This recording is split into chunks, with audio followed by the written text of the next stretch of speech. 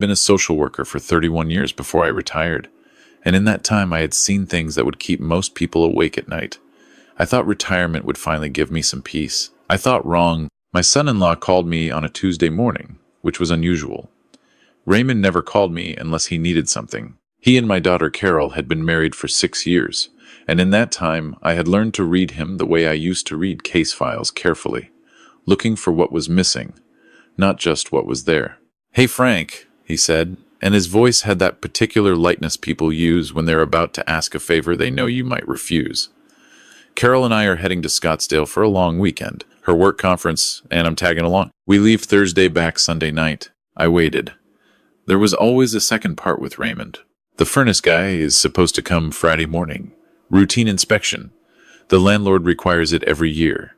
Would you mind going over to be there for the 2-hour window? We don't want to leave a key under the mat." I said, of course. My grandson Eli was 7 years old, and I would have walked across broken glass for that boy. So sitting in his house for 2 hours on a Friday was nothing. I had been meaning to fix the loose railing on their back porch anyway. Raymond knew that too, which is probably why he framed it as a favor to me, and not the other way around. I should have paid closer attention to the fact that he never mentioned Eli once during that entire phone call. Thursday came and went. I drove over Friday morning at 9, about 10 minutes before the furnace technician was supposed to arrive. Raymond had texted me the door code for the side entrance, and I let myself in through the kitchen. The house was quiet in that particular way that houses get when no one has been in them for a day or two, a settled, still kind of quiet that is different from the quiet of people sleeping. I set my keys on the counter and noticed the dishes in the sink, a cereal bowl with dried milk residue and a small plastic cup. A child's cup, the kind with a cartoon dinosaur on the side, the kind Eli used. I stood in the kitchen for a moment, looking at that cup. Raymond and Carol had left Thursday. This cup looked like it had been used that morning, or the night before at the latest. Dried milk doesn't crust over in 3 days. It crusts over overnight. I told myself I was being paranoid. Old habit from the job, seeing problems where there weren't any. Maybe they'd left Wednesday. Maybe Eli had a cup of milk before they drove him to wherever he was staying while they were away. Raymond's mother lived 40 minutes north, and Eli sometimes spent weekends there. The furnace technician rang the doorbell at 9:15. A young man named Danny with a company polo shirt and a clipboard. I let him in and showed him to the utility room downstairs. He said it would take about 45 minutes, maybe an hour. I went back upstairs and started on the loose railing. I had brought my tools in a small bag, and I worked slowly the way I always do now. My knees, not what they used to be. The back porch overlooked a small yard, brown from the November cold, and I could see the neighbor's maple tree dropping its last leaves onto the fence. It was while I was tightening the second bolt that I heard it, a sound from inside the house, from somewhere above me up on the second floor, a scraping sound, like something being dragged across a floor. Then silence, then the scraping again. I set down my wrench and stood still. It came again, not scraping this time, but something softer, a thumping, rhythmic, small. The kind of sound a child makes when they're sitting on a floor knocking their heels against the baseboard because they're bored or restless or scared. I went inside. I climbed the stairs slowly, not calling out, not announcing myself, because 31 years of social work teaches you that sometimes you need to see the situation before the situation has a chance to rearrange itself. The sound was coming from Eli's room. The door was closed. There was a sliding bolt on the outside, the kind parents sometimes install to keep toddlers from wandering at night, but it was engaged. Someone had locked it from the outside. My hand was on that bolt before I had fully processed what I was looking at. I slid it back and opened the door. Eli was sitting on the floor beside his bed with his back against the nightstand. He was in the same clothes I had seen him wearing when I visited 2 weekends ago, a blue long-sleeve shirt with a small rocket ship on the chest, gray sweatpants. His hair was flattened on one side like he'd been sleeping on it for a long time. There were several empty juice boxes on the floor beside him, the kind that come in the little packs, and a half-eaten sleeve of crackers, an empty bag of apple slices, the pre-packaged kind from a grocery store. 3 granola bars, 2 of them already torn open and eaten. He looked up at me, and his face did something complicated: relief and embarrassment, and something else I recognized from years of sitting across from children in rooms exactly like this one. The look of a child who has been told that the situation is normal and has been trying very hard to believe it. "Grandpa Frank," he said. I sat down on the floor next to him. My knees screamed at me, and I ignored them. "Hey, buddy," I said. "How are you doing?" "Okay," he said, which was such a brave and heartbreaking answer that I had to take a breath before I could keep talking. I asked him how long he'd been in his room. He thought about it with the careful seriousness that 7-year-olds bring to questions about time, and said since Wednesday night. He said his dad had come in before bed and told him to stay in his room, and that Grandma Joyce, Raymond's mother, would come pick him up Saturday morning. He had his snacks and his juice boxes and his tablet, which was now dead because the charger was in the kitchen and he hadn't wanted to open the door because his dad had told him to stay inside. Wednesday night. It was now Friday morning. Eli had been in this room for roughly 36 hours.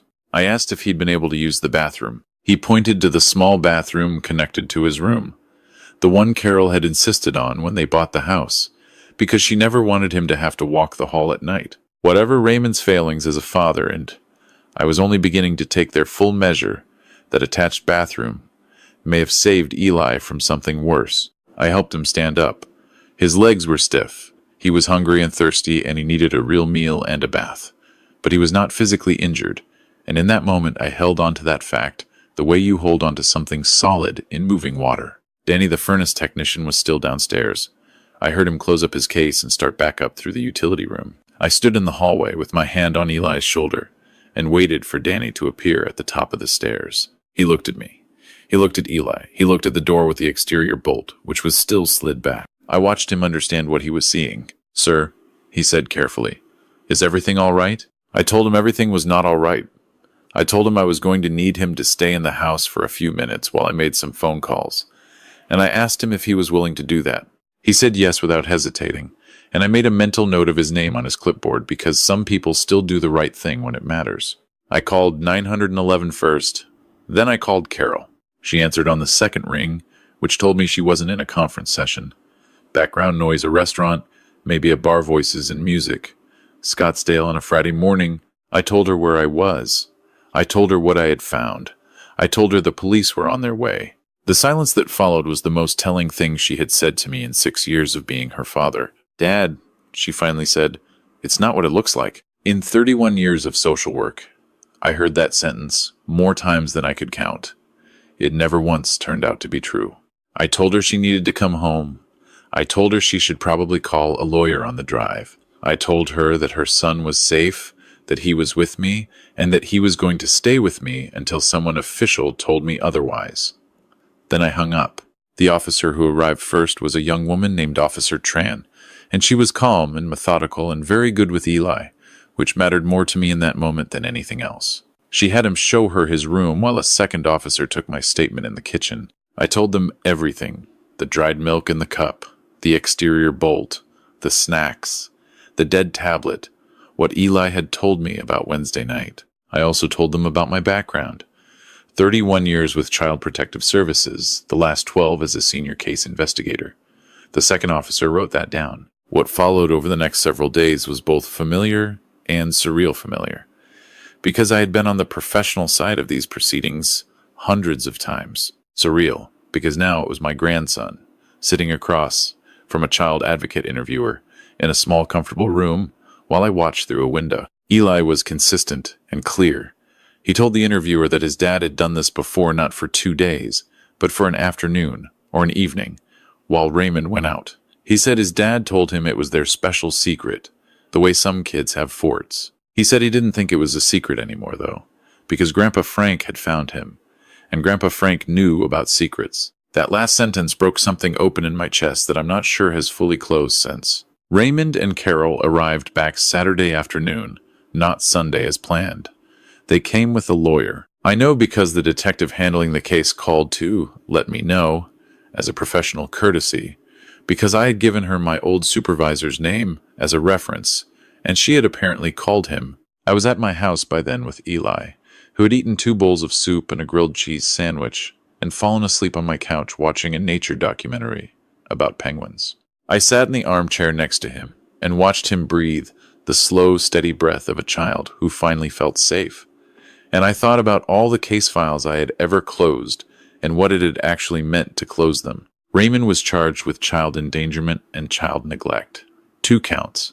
given what Eli had disclosed about previous incidents. Carol was not charged initially, though the investigation remained open regarding what she knew and when. Their lawyer argued that the arrangement had been for Raymond's mother to pick Eli up Saturday, that it was an imperfect plan but not a criminal one. The assistant district attorney, a woman I had never met but who had apparently done her homework, pointed out that Eli had been locked in his room, that there was no emergency contact information left with him, that his tablet was dead with no means to charge it, that he had been given finite snacks with no way to get more, that a 7-year-old had no way to contact anyone if those snacks ran out, or if he had a medical emergency. She also pointed out, and this was the detail that mattered most, that Raymond had told Eli this was a secret. That word secret is one of the primary indicators that investigators look for when assessing whether a child has been coached or conditioned to accept mistreatment as normal. Raymond had unwittingly handed the prosecution one of its strongest pieces of evidence in the words he'd said to his own son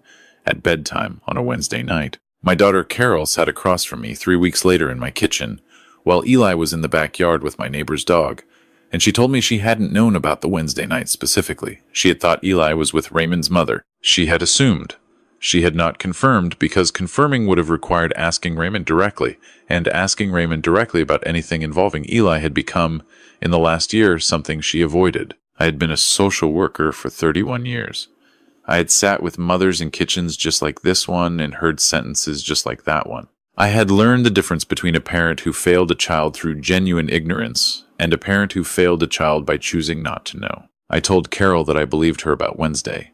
I told her I was less certain about what she had suspected over the previous year. I told her that Eli needed stability above everything else, and that I would support whatever arrangement kept him most stable, and that I would not be handing him back to an arrangement I did not trust. She cried. I let her cry. I did not put my arm around her, which was one of the harder things I have done, because she is my daughter and I love her. And love and accountability are not opposites, no matter how much we wish they were. The family court hearing was 6 weeks after the incident. Raymond's attorney argued for supervised visitation pending the criminal case. The guardian ad litem appointed to represent Eli's interests specifically recommended that Eli remain with me during the proceedings, given my background and the stability of my home. The judge agreed. Raymond sat at his table, and I could see him recalculating in real time, the way people do when a plan that seemed clever reveals itself to be the opposite.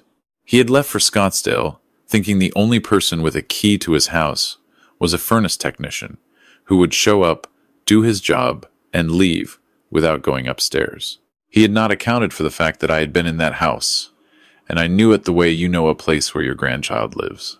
He had not accounted for the dried milk in the dinosaur cup. He had not accounted for me at all, really.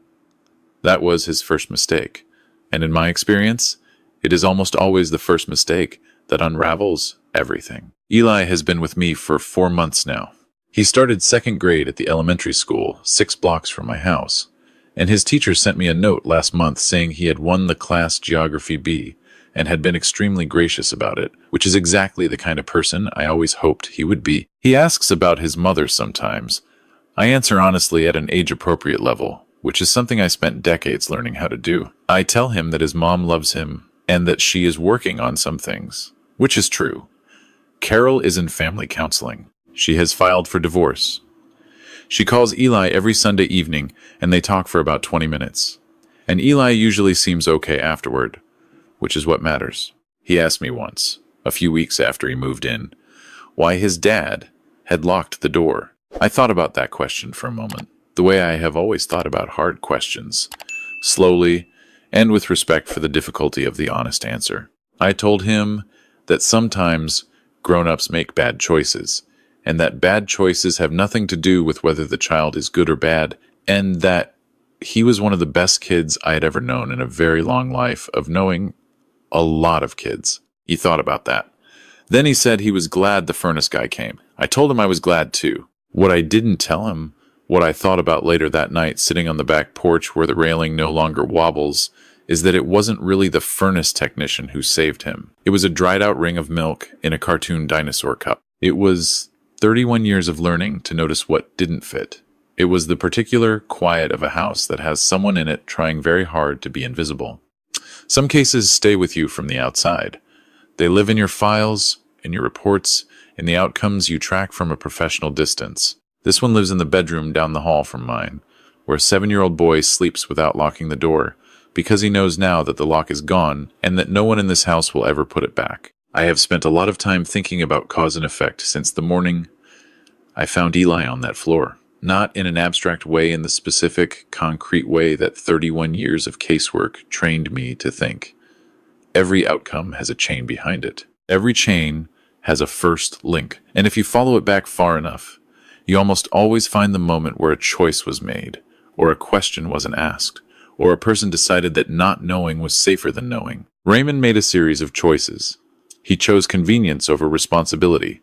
He chose a long weekend over his son's safety. He chose to believe that a 7-year-old with a sleeve of crackers and a dead tablet was a problem that could wait until Saturday. And then, in what I can only describe as a spectacular failure of judgment, he handed me the door code and asked me to be there himself. He built his own unraveling and then invited me to walk through the door. That is what happens when people mistake intelligence for wisdom. Raymond was not a stupid man. He thought through logistics. He arranged the furnace inspection. He set up the door code. He calculated that I would come, do what I was asked, and leave. What he could not calculate was the dried milk in a dinosaur cup, or the particular kind of attention that a man develops after 3 decades of sitting with children who needed someone to notice them. Wisdom is not the same as cleverness. Cleverness asks, how do I get away with this? Wisdom asks, what kind of person am I becoming by doing this at all? Raymond had plenty of the first and none of the second, and the distance between those two things is exactly the distance between a man who keeps his family and a man who loses everything he built. Eli asked me once why his dad locked the door. I gave him the honest answer I could give a 7-year-old, that sometimes grown-ups make bad choices, and that those choices belong to the grown-ups, not to the children. But the fuller answer, the one I carry for myself, is this. Raymond locked that door because he had been locking smaller doors for years. The door on uncomfortable conversations. The door on accountability. The door on the kind of self-examination that might have shown him who he was becoming. By the time he locked a physical door on his own child, it was simply the last in a long series. That is the truth about character. It does not break all at once. It erodes, one small compromise at a time, until the person you have become is unrecognizable to the person you once intended to be. What I want people to take from Frank's story, from Eli's story, is that the people who protect children are not always the ones with the official titles. Sometimes they are a retired grandfather with bad knees and a wrench in his hand. Sometimes protection looks like noticing something small that doesn't fit. Sometimes the most important thing you can do is refuse to look away from what is right in front of you, even when looking away would be easier. Eli sleeps down the hall now. He won his class geography B. He drinks his milk from the same cartoon dinosaur cup, which I washed and put in the cabinet the first week he moved in, because some things deserve to be kept. The door to his room has no outside lock. It never will again.